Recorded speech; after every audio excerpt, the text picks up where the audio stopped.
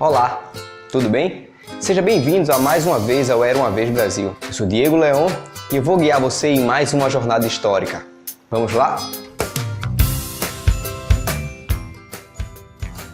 Ouro, impostos, menos ouro, mais imposto, menos ouro, mais impostos, impostos, impostos. É assim que começamos esse vídeo. Para falar da circulação monetária do período joanino, vamos destacar 3 pontos da história de Portugal: bloqueio continental, exploração do ouro e geração de impostos. O bloqueio continental é um fato determinante na economia da Europa. Napoleão domina todo o território e o comércio europeu, restringindo a transação com a Inglaterra industrial. Já Portugal, acobertado pelos ingleses, transfere a corte para o Brasil e passa a reinar daqui. O ciclo do ouro é o período em que a extração e exportação do ouro se tornaram a principal atividade econômica na fase colonial, ao mesmo tempo em que as exportações do açúcar nordestino decaíam. Nesse período, estima-se que a população brasileira tenha passado de 300 mil para cerca de 3 milhões de pessoas, ao mesmo tempo que desenvolveu uma economia baseada na atividade pecuária. Isso contribuiu para a interiorização do Estado. Essa economia também derivou em pobreza e desigualdade, pois ao final deste ciclo, a população ficara à margem da sociedade. Os altos impostos, as taxas, as punições e os abusos de poder político sobre o povo que vivia na região gerava conflitos que culminariam em várias revoltas. Em 1720, temos a insatisfação com a cobrança do quinto em Vila Rica, com Felipe dos Santos. E novamente em 1789, esta, com caráter separatista, a Inconfidência Mineira pretendia tornar independente Minas Gerais de Portugal. Depois que a corte chegou, a cobrança de impostos ainda era um problema que gerava atrito. Para financiar os altos gastos da corte portuguesa, o rei impôs uma política de aumento de impostos, o que desagradou a todos na colônia.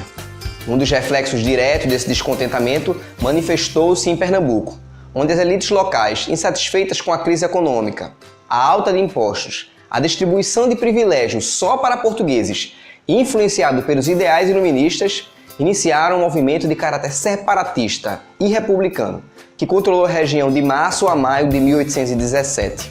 A cobrança de impostos é algo que está diretamente ligado à família real ontem, assim como está ligado a hoje. Chegamos no ponto de destaque da nossa aula. A primeira grande medida por Dom João VI, assim que chegou ao Brasil: a abertura dos portos a nações amigas, o que na prática significava apenas a Inglaterra. Com essa medida, Portugal colocava um fim ao exclusivo colonial e dava permissão aos comerciantes e grandes proprietários brasileiros para comercializar seus produtos diretamente com os ingleses. Mas comercializar o quê?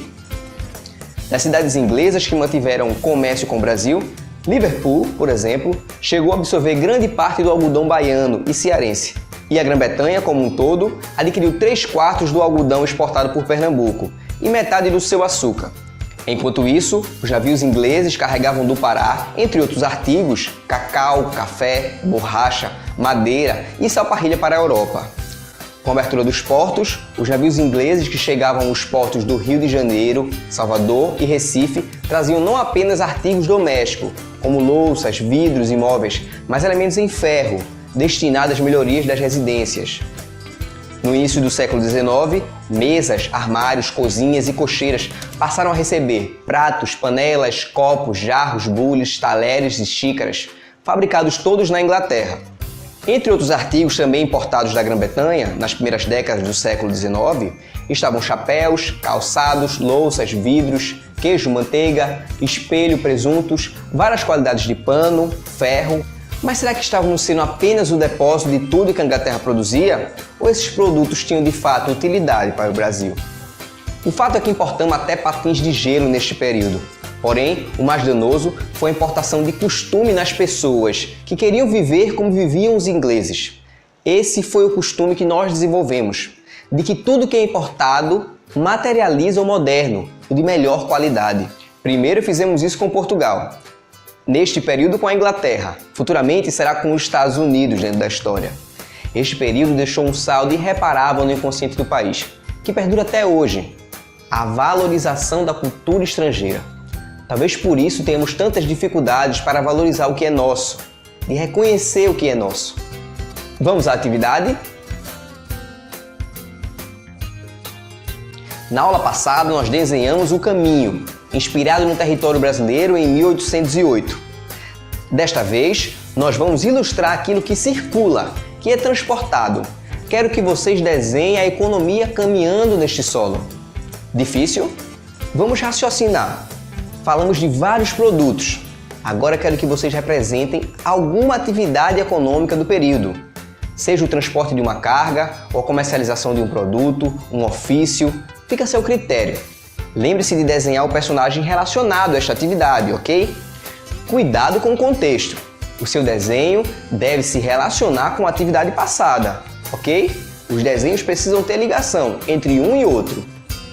Espero que tenham gostado da aula de hoje. Encontro vocês na próxima. Um abraço, até mais!